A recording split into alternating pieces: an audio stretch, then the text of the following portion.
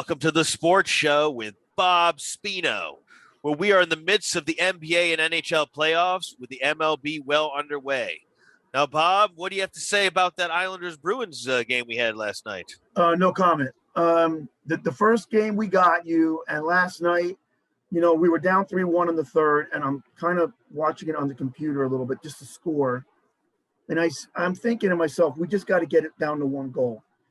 With 13 minutes to go, we made it 3-2. And then I looked back, and all of a sudden it was 3-3. And I'm like, oh, we got a shot. And I went to my television, and I started to watch it, and I saw how fast you guys were skating. And I'm like, we're a step behind tonight. We're a step slow. We're not going to beat them. And we got it to overtime. And once our guy tried to make a pass across ice, it ricocheted off a skate, boom, you had a one-on-one. And when a one-on-one with Rask is just like an empty net. And I knew that game was over, and you just took a quick shot, and Rask still don't know where it went. He moved. You know what? He moves like my computer game. Like there's a goalie that just does this. When you want to move him, that's all he does, and the thing goes in behind him. It's terrible. And we have to get the home ice back. It's not going to be easy, but we're a pretty good team. I think we can do it. It's gonna be a long series, but it's gonna be tight either way. I'm very disappointed in my Bruins, though. I know you love the Islanders winning. Nassau Coliseum is going to be extremely fired up for the next two games, and I will be the first to admit the Islanders did have some fortuitous puck action in their favor, but you take what you can get, and they eked out the win when it looked like the Bruins retook all the momentum.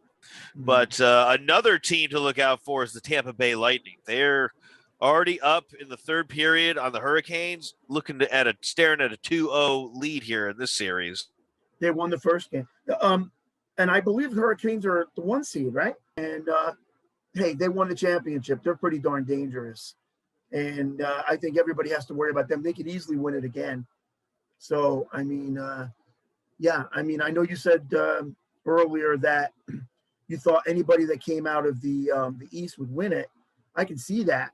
I really can. I don't know about anybody out there. I don't think they're quite as good, And, but, we lost you for a second, Rob, so I just kept mentioning things. But I don't really think that anybody in the West can take the East out. I think you're right, Rob. And Tampa's great. They won it last year. They're playing great this year. And, so what do you think about that? I continue to be confident in the East. Yeah. I think the East is the dominant conference. You never know. It's hockey. But if I'm a betting man, which I am not, I'd go with the East. Yeah, nor am I. But Tampa Bay, I think everybody in the East should worry about them, let alone the West. They're kind of a buzzsaw. And Carolina's the 1 seed, and they're taking care of them. So they're tough. Yeah, Tampa Bay is to me, Tampa Bay is the path to the Cup. You're going to have to get through them, in my opinion. Right. And I don't know if Boston can do it. We don't have Chara anymore, and we still got that goalie in, Rask, who doesn't win nothing. He never has. So, he's a nice goalie. He's a nice little goalie that's well paid. But as far as winning big games, no. Don't forget, Tim Thomas won it in 2011 when the Bruins won it all. It wasn't Rask. So that's the way I see it. And there were years we should have won it. He takes us to Game 7 at home a couple of years ago. He let St. Louis beat us on our home ice in the championship in Game 7. That's inexcusable. You can't let that happen. Well, I think we need to have a dedicated hockey show. And so, folks, stay tuned, like and subscribe, because we're going to bring on some guests that will cover all the ins and outs of the NHL and the playoffs. Mm-hmm. And they'll enlighten us all totally. But that being said, I'm looking at some of these other series. Vegas got crushed in the first game. I don't know what that means long term for that series, but they did get crushed. Right. Winnipeg's supposedly the best team in the West. That's what they're saying. But, I don't know, because Canada didn't play the United States this year because of the flu. So I'm not sure who's good. Too many unknown variables. Yeah. That's why, even though I'm saying the East is dominant, who knows? Right. Because they didn't play anybody in the West, and the West didn't play anybody in the East. So Canada was isolated. I don't know. Right. I don't know either. But I do know that Tampa Bay is for real, and they have to be dealt with. I mean, it's not going to be easy. Not at all. Not at all. No. But we do have simultaneously underway. How do you feel? I mean, this is weird that these play. I mean, it's June 1st, and it's only the second round of the NHL playoffs. It's still the first round of the NBA playoffs. Well, I mean, everything's a little bit off-centered now. Usually the finals are in June, in the NBA. When I was a kid, the finals were in April, and then they moved them to June. They just keep pushing everything back and adding teams on that are terrible. And they even want to – I think they were talking about having every team make it. Why play a season if that's the case? That's ridiculous. Too many teams make it now that don't deserve to be there. You know what? Watch out for the Bucks, and it's going to be the Bucks against the Nets pretty much in the next round. And to me, if Davis stays hurt, because he did get hurt, he hurt his groin. The winner of that series will win it all. The Bucks are playing really great, and the Nets are starting to pick it up. But the Bucks are playing like they did a few years ago when they were the best team, and they're getting help from Brook Lopez, who, as a Celtic fan, I wanted years ago when he was with the Nets. He was the best player they had for years. They had no one else. But he's starting to pick it up, and if that center play in the middle that'll help them because that'll take the pressure off of Giannis and the rest of the team. That's what they need, and they're winning every night now. You know what I'm saying? Yeah, the Nets are looking good as long as their trio can stay healthy. They did take a hit with Jeff Green. He's a really good role player. Yeah, he is. He was on the Celtics for a while too. Yeah, no, he's a solid contributor. That's going to hurt them, but I don't think it'll derail them. But if Davis stays hurt, it could be lights out for the Lakers. They completely collapsed. Tonight's the big game because it's Game 5 in Phoenix, and I know Davis ain't going to play. As far as I know, he's not. So LeBron's going to have to come up really, really big because if he don't, he's down 3-2. And then you know what they're going to do? They're going to try to get Davis out there if they have to give him $1 million, painkillers to get him out there. I think that's what they'll do because they'll give him all kinds of treatment for his groin, and because if not, they won't win 2 games. They won't. They'll lose one of those 2. Probably the Game 7 in Phoenix. But if I'm Phoenix, I want to get it over as quick as I can. I don't want it to go 7 because you never know about LeBron and the refs. They'll give them everything. The Lakers get every call. Especially him. They really do, Oh, yeah. There was a blatant violation LeBron made. Dribbling the ball. Call. Led to a 3. Could have really turned the tables of the game for good. But Davis got hurt and it changed everything. But, yeah, the Lakers do get all the calls. No doubt about it. Well, I said it before. Anthony Davis got the call in Game 2. In the first minute of the game, he should have been ejected. He wound up and kicked Crowder right between the legs, and Crowder fell down, and he couldn't move. And you know what? That was totally blatant. You should have got 2 technicals right away. Doesn't matter if it's grade 1, grade 2, whatever they do now. 2 and you're out regardless. That's what they should have done. Give him 2 and get him out of there. He ended up having a big game, and they won that game 2 in Phoenix. They would not have won if he got kicked out in the first minute, which he should have. But the Lakers get every call. They just do. It was ridiculous. And of all things, they gave Crowder a personal foul. He never touched him. How could he? He was laying on the ground. That was ridiculous. I mean, but that's the Lakers. That's what they do. Another thing I'm not liking is if you basically breathe on a player, particularly a Laker, foul. Right. I mean, is it a contact sport or is it not a contact sport? I mean, I thought basketball is a contact sport. Maybe I forgot something over the years, but no, it is. But don't you remember what Junior Bridgman said to us? He goes, "Look, Curry's a great shooter and all that, but if somebody had their hand on him the whole game on his hip, he wouldn't be making nearly as many shots. He just wouldn't. You can't hand check no more. You can't be physical with anybody. And then all these kids are telling me how great the league is. Yeah." I'd make every shot too if nobody was guarding me. It's just ridiculous. I mean, it's not.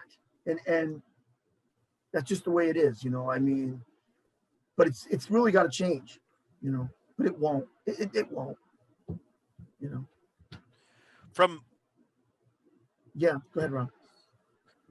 You know, Say it doesn't, from my personal perspective as a fan, it's not enjoyable No. watching teams not being allowed to play defense and watching Right. a foul called every time the ball goes up the court. I mean, Right. I don't want to see a foul shooting contest. You know, the flow of the game's completely obstructed. And Well, if you're going to watch a foul shooting contest, then watch it the way it used to be. People banging around and getting an N1 underneath the basket and a lay-in, or just fouled in 2 shots. That's part of the game. But this stuff now, yeah, it's ridiculous. They call, yeah, and then they don't call no walks. They don't call no carries. They don't call no discontinue. That stuff's all gone, you know. And then these guys complain when they do get a foul. They make me laugh. They're like, "Oh, I didn't touch him," and you can see he hit him across the face. I mean, it's a joke, you know. I don't know. It's not. Look, Donich said it best. Here's a guy that's been playing European ball since he was 16 or 15, whatever he was. And he gets to the NBA in the first week in the league. He goes, "This league's the easiest league I've ever played in. Nobody plays D. I can get any shot I want off." I loved him for telling the truth because he was basically saying, "This league ain't that good. I played in better ones." That's what he said. And here's a guy that's still playing. You kids can look at me and go, "Oh, that was back then." Yeah, well, Donich plays now. He's one of the best players in the league. And he's telling you the league ain't that good. I mean, come on. I had one kid go, "Well, that's all subjective." You know what? It's not subjective because the guy's playing. You're playing down the courts with your friends every night. You understand what I'm saying? The guy's in the league. You're not. He's telling you straight out. But, what are you going to do? yeah, I'd like to see some changes with the rules to allow for a bit more incidental contact for starters. I don't know how. I'm not crazy about the defensive 3 seconds. Right. I don't like that either. Right. Why can't you should be able to defend any spot you want? Well, why don't they just go back to playing man to man? Because there was a time when you couldn't play zone. Although the Lakers used to cheat and play and let Jabbar sit in that middle because he never wanted to come out, and that helped him because he was under there for block shots and rebounds because he was so big. But you know what? Just go back to playing man to man only. That's what they should do. It was much better. It's more competitive, and you got the best out of everybody. Everybody had to play. That's really what they should go back to. But the league's more for show now than anything. I mean, it was for show in the past, but it was good basketball as well. It was the way it was supposed to be played. Now it's not. Just like I want to be on the highlight film and make a 3. Never mind about the other 23s I missed. I just want to make one. I look good because I want to get on ESPN tonight. That's pretty much what that is. So, but it's definitely not as good as it was. The game's definitely not as good. It's really messed up. And but at least the playoffs are interesting because I'll tell you what. I just saw that Joel Embiid hurt his knee, and I've got a feeling that that's bad because he I mean, if he's out, Philly could be dead in the water. Not in this round against Washington, but in the next round. If Embiid does not play, they're in big trouble because he's pretty much he's the main player on that team. I mean, that's the equivalent of losing Davis for the Lakers. I mean, I it is. Philly's done. You lose Embiid, it's over. Right. And with the Bucks and the Nets there waiting for them, no, it's not going to happen. Not unless they have older players. See, the Nets kind of lucked out, and the Bucks kind of lucked out with that. But we'll see. We'll see. Yeah, I hope the Trailblazers can get through the Nuggets. I think they're a bit of a wild card team. They could flame out or they could make a run. I'm not, I can't put a finger on them. They're close. Well, they don't have Jamal Murray. He's out for the year. They do have their center though, who's amazing. But I think Denver will beat them. And I was talking about Denver when I said Jamal Murray, by the way. I didn't mean Portland. But I think Denver now that they got the home court back, will beat them probably in 7. You know, Damian Lillard, though, he can have 2 50-point nights in a row and beat you anywhere. He's that good. But, I mean, I still think Denver's the better team, and I still think that they'll probably knock out Portland. And Utah will beat the Grizzlies. And, well, the Lakers, I don't know. Tonight's the big night. You know, a lot. I mean, if the Lakers win tonight, they'll win.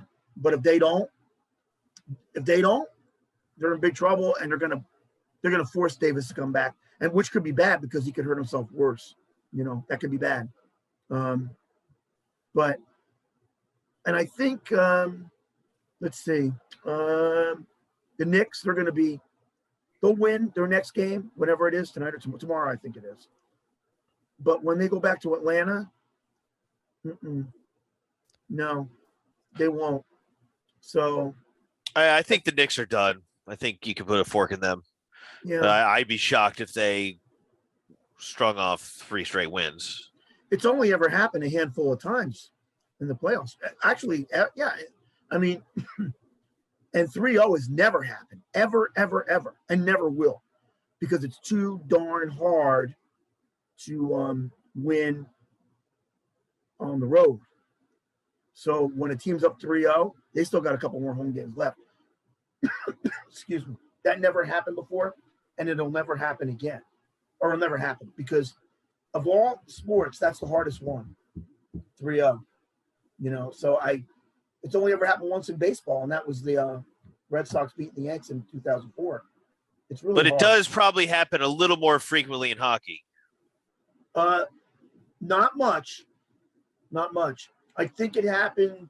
I think the Islanders, Pittsburgh, did that happen once? I think that might have happened once. But I drawing know a blank on that one. I should know it. In the 1940s, it happened. I think with the Red Wings in Toronto. I want to say Toronto was down 3-0, and they came back and won. But it doesn't happen much. It's not even in hockey. It doesn't. Yeah, 3-1 is pretty much nail in the coffin. 3-0. No, 3-0, you're done. The dirt's already over the casket. But in basketball, it's never happened. And Rob, I don't ever believe it will. I just don't, because people don't understand how important the home court is. They make these bets and these lines, and they talk about all that stuff, but they never talk about who has the home court, and that's the most important thing. Like when we were talking to your friend, the better friend, the Herbmeister. Herbmeister. Yeah, he mentioned all this stuff, but remember I told him home court, home field means a lot. People forget that, and he's not a basketball bettor, and he said, Bob, you take that one, and I did, because I understand, and I learned it when my brother was in the NBA. The Bucks used to be 41-41 when my brother was there. He win all 41 at home and lose all 41 on the road. I mean, the home court means a lot, unless you're exceptional. And you know what? The stars, the really mega stars in any sport, they're the ones that can win consistently on the road, no matter what the sport. Football, basketball. When Jordan went on that run that one year, every night he had a road trip. I never forget. I watched every game. He scored 50 plus. When he came home, he scored 25. Why? Because he knew that the rest of his team would play better at home. He had to do as much. But on the road, a lot of those bench guys never come through. So he knew he had to carry the load, and that's what he did. He was smart that way. I just don't. It's tough to have a feel for these postseasons. I didn't have a feel for the NCAA. Right. I'm not having a big feel for the NHL or the NBA, and I think it's going to take another year or so to get back into a groove with it. Well, I kind of like the NCAA. We went a long way. UCLA did great, but I see your point. There's, a lot of this is still tainted. I mean, the NBA is playing their playoffs now, and it should be pretty much over right now. So everything is definitely off centered. So, but yeah, I mean, it's playoffs. I'm kind of getting into it. I may go to the next round. I'm going to find out. I'm going to call the Bucks and see if I can get a ticket. I'll go. against the Nets, because the Nets are going to beat Boston. I mean, they're just going to beat them. So, but if I can, I'll try to get a ticket to go see the Bucks and the Nets in the next round. I mean, I know Boston's out, so. And Danny Ainge has to be dealt with. We're going to have to change the whole system up there. Yeah, you're down 15 with 6:40 to go in the fourth. Yeah, it's over. See? Yeah. So you really think it's Ainge? Yes. Stevens? Yes. You think Stevens is good? Yeah. Okay. The only thing, he's a really good coach, but the only thing I didn't like about what he did, he told our team to just keep taking more threes. No, he should have been coaching them to go to the basket and to really play the game in and out like he did in college. That's the only knock I have on him. The rest I love. But it's all age. He played around trying to trick people. It worked for a bit. They caught up with him. He got all these draft picks, forgetting that, you save draft picks when you have can't misses. And I can name a few can't misses that I knew were can't misses before they ever got in the league. Shaq was one. Duncan was one. People didn't even think Duncan was going to be that good. I'm like, are you kidding? You can't be that dumb, can you? But they can, because they thought Mahomes at ESPN, they thought he was going to be they call him a high school quarterback. Way to go, guys. I worked there. Good call. I never thought it, but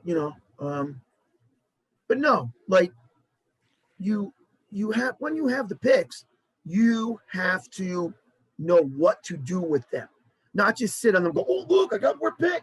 Who cares? Most of these guys that come out, especially now, you don't know what they're going to bring. Most of them are 18. And a lot of them, they get in the league and you think, oh, man, they're having bad years. We were wrong. A couple of years later, they get traded and they're good. Why? Because they weren't ready yet. Because they weren't 23. They weren't 22. They were 18. That's why. This high ceiling thing is bunk. That just means you don't know what you're getting. How about we get the real play? I've actually saw people talk about it going, you know what? I don't know if this guy's that good because, he's all now. And how much longer is he going to play? You don't know how long he's going to play. He's 23 years old. It's good, but he's going to play another 14 or 15 years if he stays healthy, no matter what the sport. And you know what? No, it's ridiculous. Danny did that. He held them all instead of traded them for – he could have traded some for Lopez when Lopez was a net. He didn't do it. He could have traded some – he could have traded the whole package for Davis. Instead, he let LeBron move in there and steal it. The guy who bragged about shafting the Nets with that big trade, now tonight the Nets are getting the last laugh. They just said, you know what, we'll take the stars. You can keep your draft picks. See, Danny Ainge he didn't realize that, like what George Steinbrenner used to do, he never cared about the future. He cared about today. I'll just get everybody that's great today with my core that's already good. I'll keep that core. That's how we used to win. He didn't win by, I'll just take a draft pick. I'll take another draft pick. So what if they don't? No. You use those picks like a yo-yo. You throw it out there. Everybody tries to grab it, and then you pull it back in. And when you pull it in, you get their best players. You give them the draft pick. It's like fishing. Well, I mean, the proof is in the pudding, Bob. I mean, look at the Celtics last championship. Right. They got stars then and now. Right. No, that's it. 20 years of stinking because we didn't get Tim Duncan because we got a hose in that lottery thing, that bingo ball thing. We should have got it, right? We had the most ones in there. And San Antonio, who tanked it, they tanked it because they told David Robinson he had broken his leg that year. He was ready to come back in the second half of the year, and they said, don't bother. Maybe we'll luck out, make the lottery, and who knows? Maybe we'll get the first pick. Sure as heck, they did. You know what? And it screwed us. Pacino took the job. He ended up out within a couple of years. Popovich took the job. He was the GM. He became the head coach, too.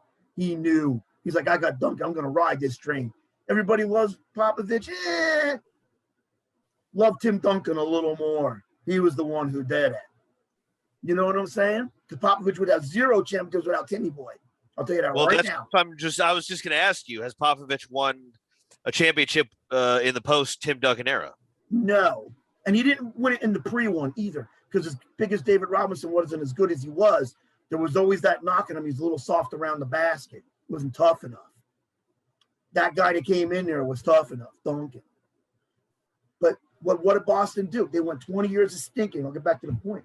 20 years of stinking with all these draft picks, right? All of a sudden, Danny Ainge, who was on the ropes back then, they wanted him out just before that trade, right? He decides to pull the trigger. He didn't learn from his own mistake with these draft picks today. He pulled the trigger, got rid of half the team. And everybody's like, well, who's going to play around these three guys? It's easy to build around the other parts of the team once you have the stars in place. It's like a donut. Once you have the donut in the middle, the rest is easy. And they got Garnett. They had Pierce already because they got him in one of those picks when they sucked. And they got Ray Allen. They ended up getting a couple good. They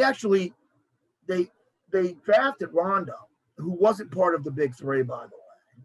He was the junior guy who Garnett slapped in the face when he was a rookie during one game because he was whining like a little baby. He slapped him right on the court during the game.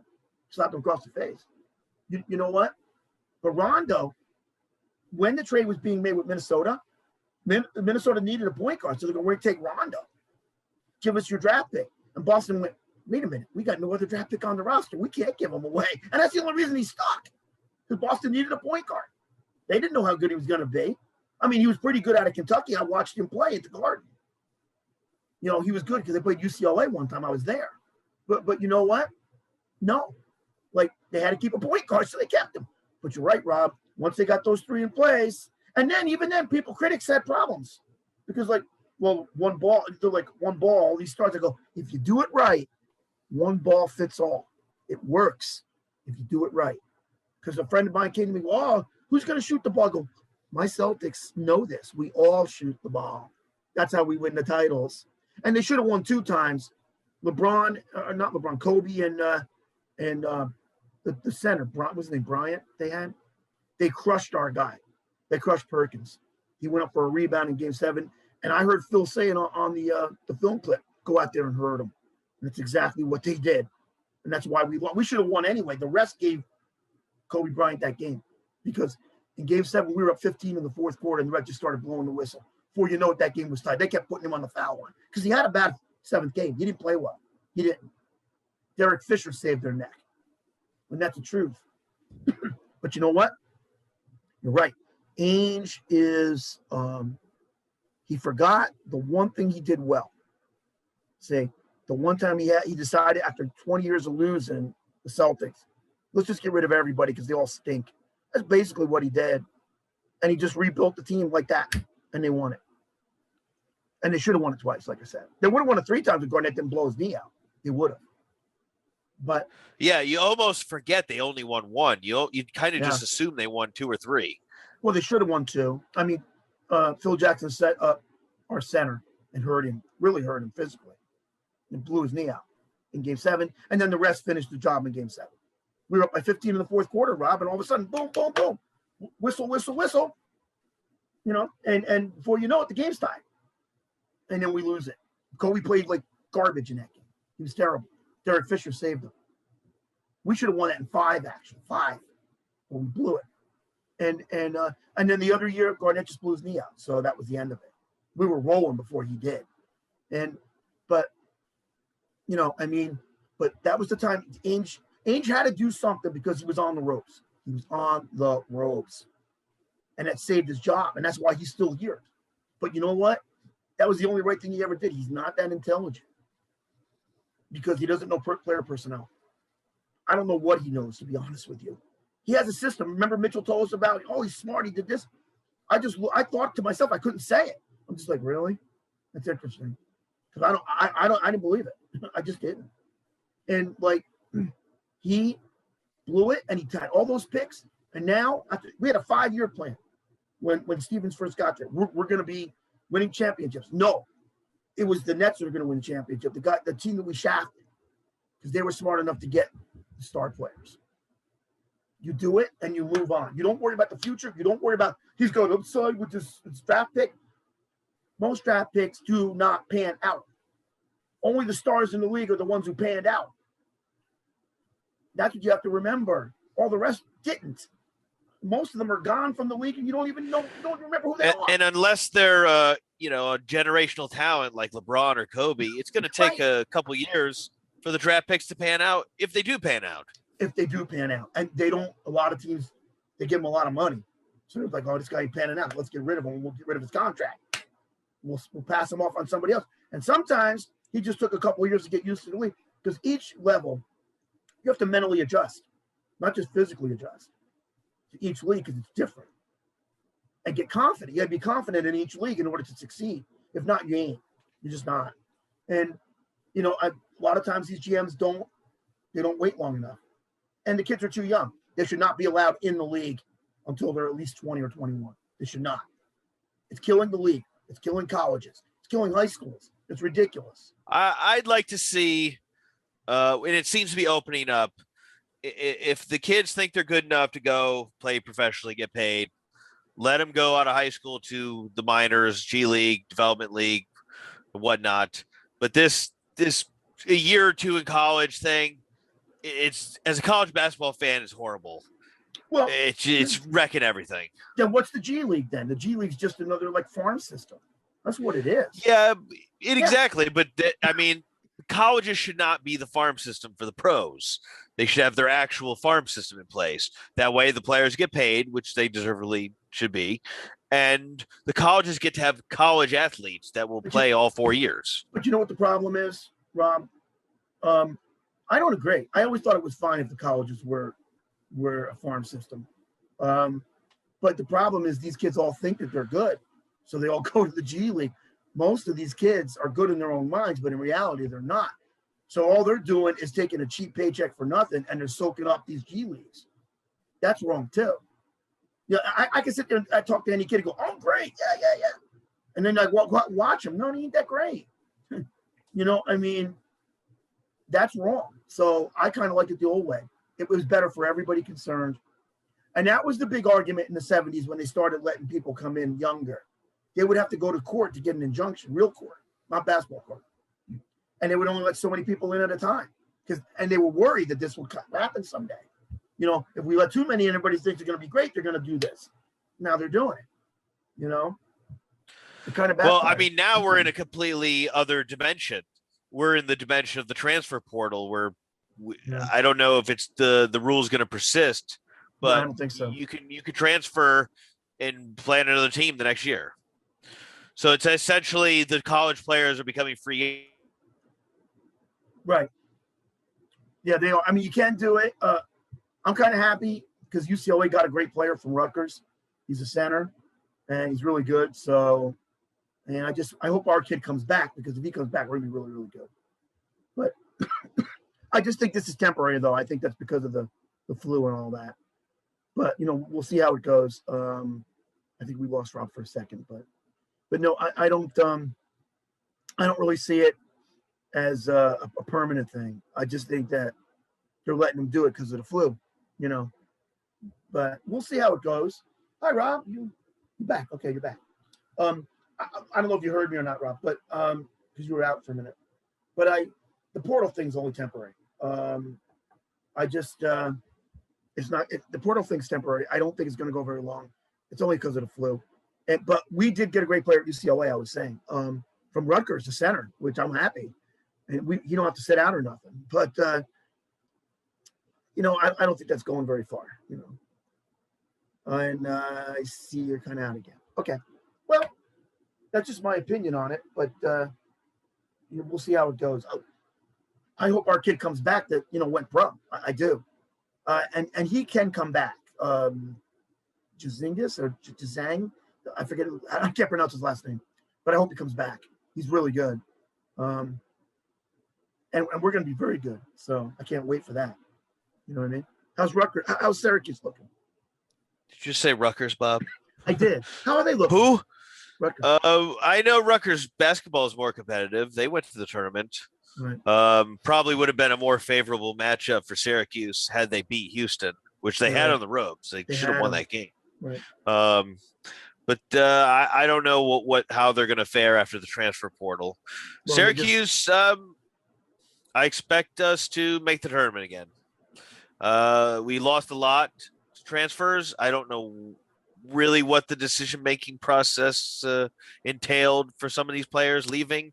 Kadari Richmond, the point guard, budding star, went to Seton Hall. I'm not sure what you gained going there.